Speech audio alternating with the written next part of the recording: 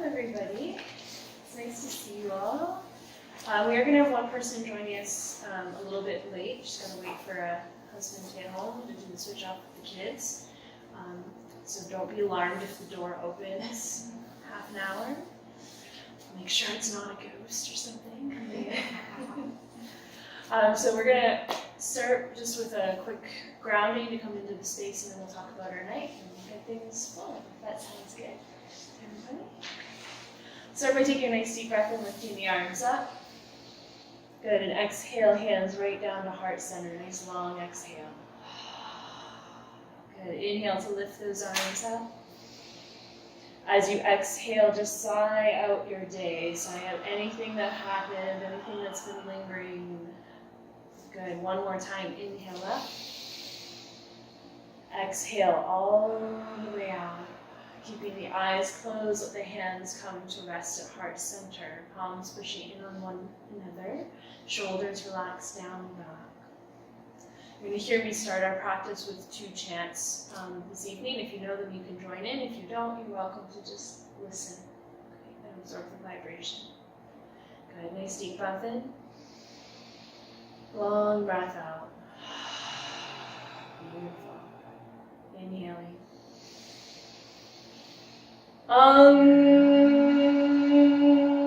Namo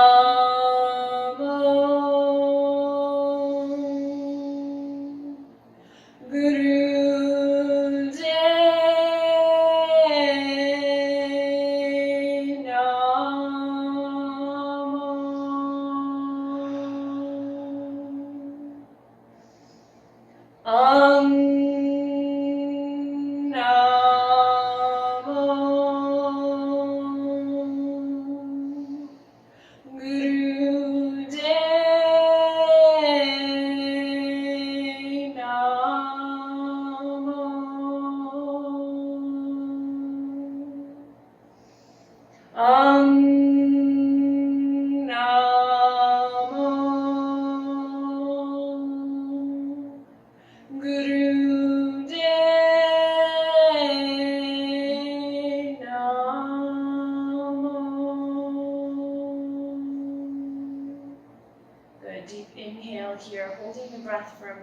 shoulders relax, let the belly relax, let the body fill with intention and love for yourself tonight. Exhale, gently release. Good, deep inhale. Gare Name, Jugai Gare Name, Sat Gare Name, Siri Gurudev Name.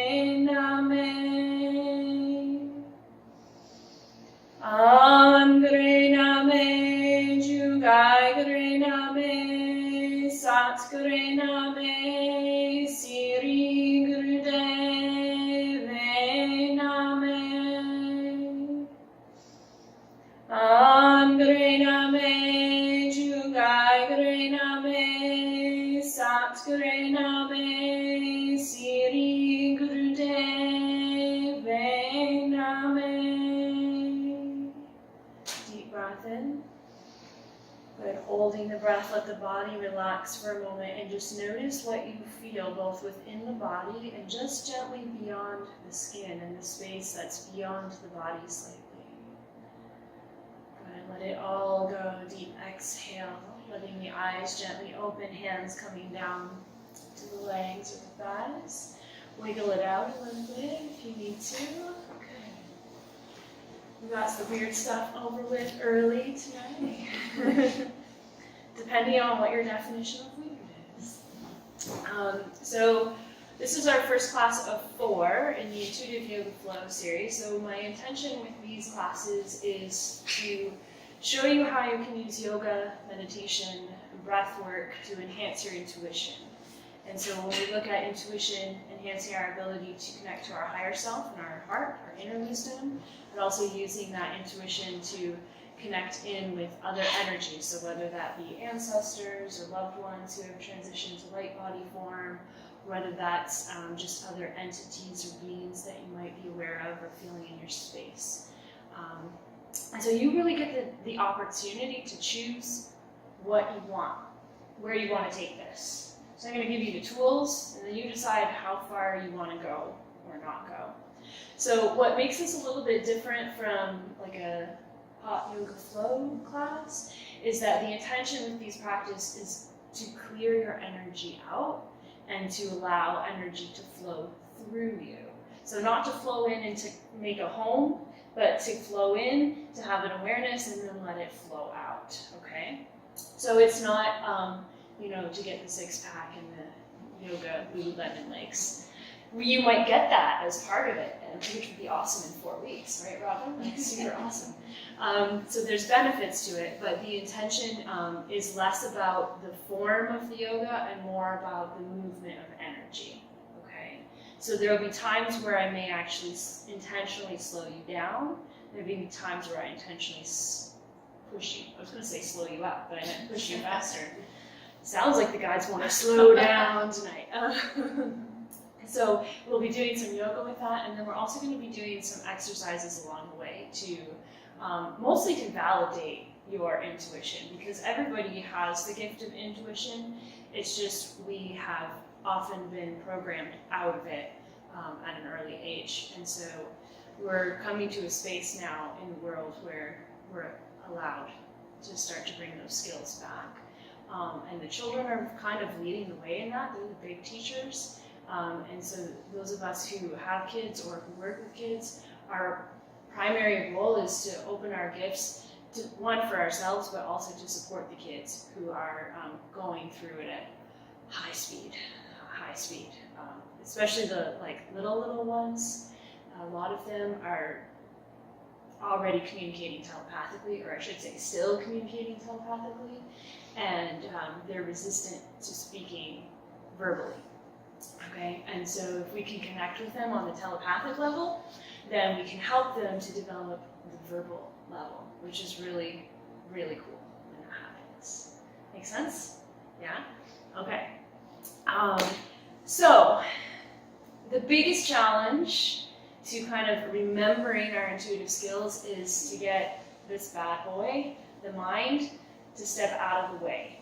Right? And so the reason that you see a lot of yoga teachers transition from like yoga teacher to tarot card reader to psychic medium is because the practice of yoga gets you in a space where you get out of your head, you're clearing energy, and then you're able to tap into that. So that's why it's a normal, common transition to see that, because the more that you practice, just the more that your awareness expands and you have these experiences, you're like, whoa, where did that come from?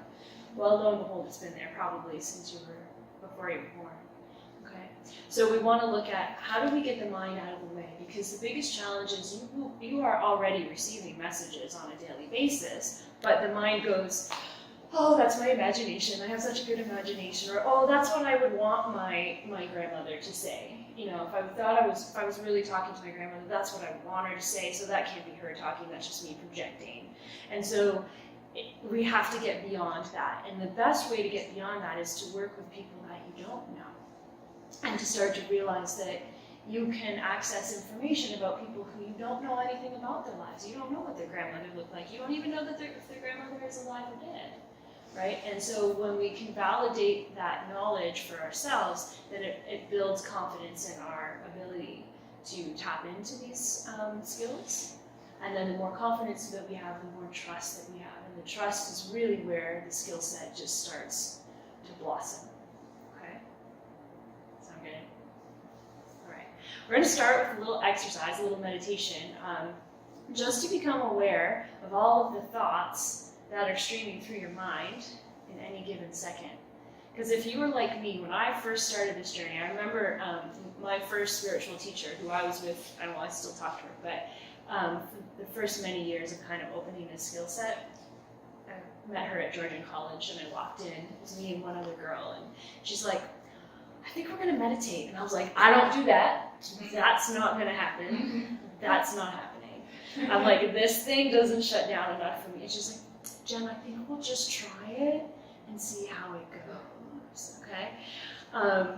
And so anyway, we're like 15, 20 minutes into this meditation. She's like, how are you doing? And I was like, I'm seeing this purple smoke coming out of my forehead. She's like, Good, it's working, it's working. And so that was kind of the beginning of my journey with her. We've had many more interesting things since then, but the reason that I share that is I've gone through the process of completely forgetting the skill set and now coming back to completely remembering it and still trying to build it and enhance it.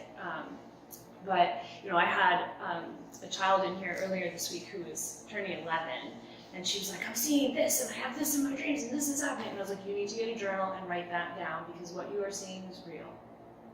And the messages that you have are real.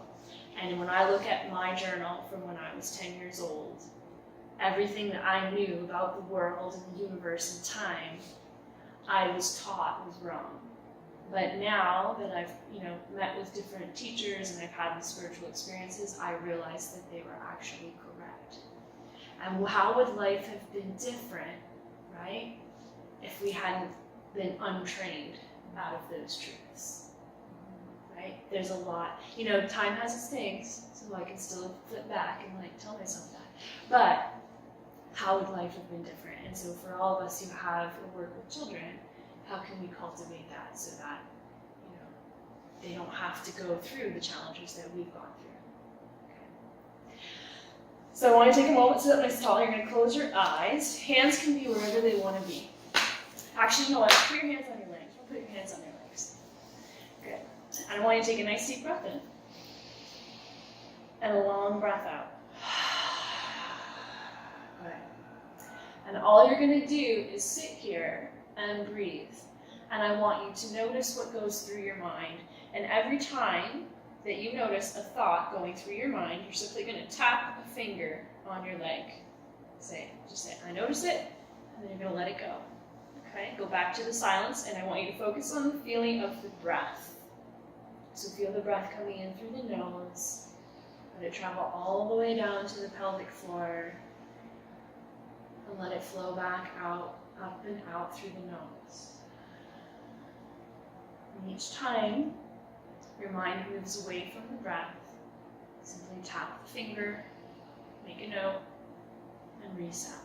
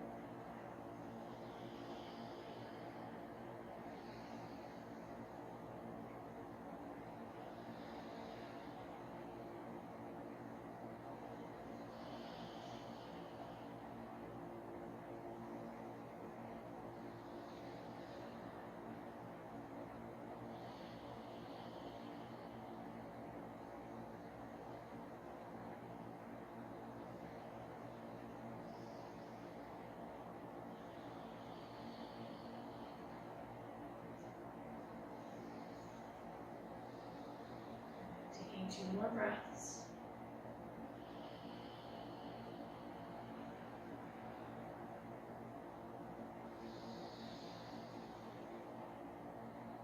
And when you open your eyes, I want you to turn to a person beside you and simply share what you noticed in that experience.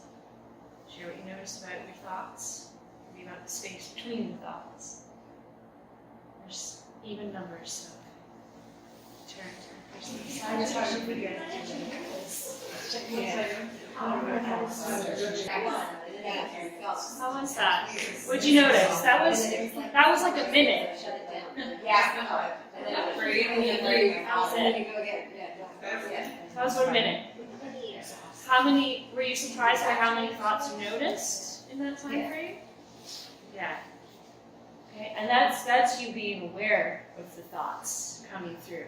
right? So when you think of day to day, when you're busy, when you're getting, dinner's made and you're at work and you're distracted, you're not even noticing what's filtering through the mind, right?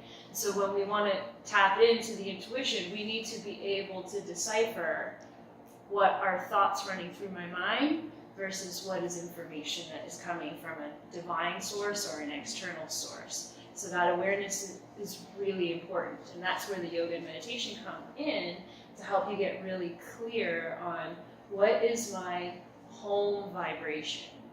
How do I normally feel, right? And when I'm off of that, has something shifted in me or has something shifted me, right? And then you can move from there. Is it something internal or is it something external that I'm working with? Does that make sense? Any other interesting experiences around the thoughts that came through? I don't think about moonstone. Moonstone? Moonstone. Interesting. Right? And I kept going back and focusing on my breathing, and when I just moonstone, it was just that. You might need to get a moonstone. I haven't done that. Oh. I had a horse come with me 3 times. You got a horse come in 3 times. I've never. Okay, we're gonna have a good night. Not that I'm shocked. You were talking about an experience, Anne, with at the end, I started to be able to stay with breath more, and I started to see a color. It was like a beautiful turquoisey, and it was interesting because it came in, like it got clear. And I was saying, it almost looked like a brain. It was like a, the swirls of color. Yeah. I know exactly what you're talking about. I've had that experience before. So as we kind of clear those spaces out, and the mind, the thoughts kind of slip to the periphery, that allows us to receive some of those things, like the horses and the moonstones and the blue brains and all kinds of things can come in. And so some of them feel like, I describe it as like the kittens and rainbows experience of when we first start doing this work. Everything is generally fairly positive and exciting and cool and vibrant, but I want to be clear that there can be experiences that don't feel that way, because we're tapping into a collective consciousness, and so some of that is our consciousness and our deeper wounds and our deeper traumas, so they can sometimes come up as we start to clear that out, but we can also be tapping into a collective wound or challenge or vibration as well, meaning that it could be other people's emotions and energy that we're connecting in with. Okay, so if those come up, please don't leave this space without having a conversation with me about that, because I want you to go home in that kind of space. Okay, and if you're not comfortable talking to me, make sure you talk to somebody about it. When we look at intuition can mean a variety of things. A lot of you, I feel like, are here to just follow that inner wisdom, the inner guidance that you hear, higher self, and so forth. Some people hear intuition and they think psychic, like the Long Island medium, Teresa Caputo, all those things. Other people have negative connotations around it, as like speaking with the devil, or witchcraft, and so forth. My premise has always been listening to the energy, listening to what your heart is guiding you, and feeling out that information. And I, when I first started out, I had a lot of fears, which we'll talk about in the series as we go along, around how to manage the fears and some of the energies that you might not feel comfortable with. And so when I started out, which we'll do, I just set the intention that I only work with beings and energy that's here for my higher good and the higher good of everybody that's in my life or in my space. And then over the years, as I've become more comfortable, I've been able to move and play with those boundaries a little bit more to understand the different energies, because we talk a lot about light and dark, good and bad, but I don't know that there's necessarily these energies who are outright evil. There's different ways to view them and comprehend them and understand them, and there's a real beauty behind people who walk in this world, who can step into the darkness and can step into those scary, evil places and reach out a hand and say, I see you, and I see the good, that's in you, even though you're surrounded by this darkness. And not everybody's meant to walk that path, but there are people in this world who do, and some of you in this room might be those people, and so understanding those boundaries is important as well. So we're gonna do it all, and that being said, if there's anything that you don't want to do or you don't feel comfortable with, you don't have to do it. At any point, you can choose to opt out. At any point in time, I don't. My personal practice, I don't subscribe to any necessarily religious following. I've always said I'm an eclectic, and that I look at a variety of different religions and cultures and practices. And I study what's known as the perennial philosophy, which is where do all of these different cultures and practices intersect? When we break them all down, there's some core beliefs that almost all of them have, and what are those core beliefs, right? And I've heard it all from the work that I've done, and especially since I've been more public about it in the last year around my practices. And I don't know, maybe I can talk to the devil, but I think if I can talk to the devil, I can surely talk to God. And who's to say that I'm not talking to God, right? And who's to say that I'm not talking to my grandpa, who's probably going to show up, because he's been around a lot in the last week or so. Or who's to say I'm not communicating with my higher self, or your higher self, or collective consciousness. So I'm not going to claim to have all the answers as we go through this, but I really love exploring the questions, because there's a lot out there. There's a lot out there.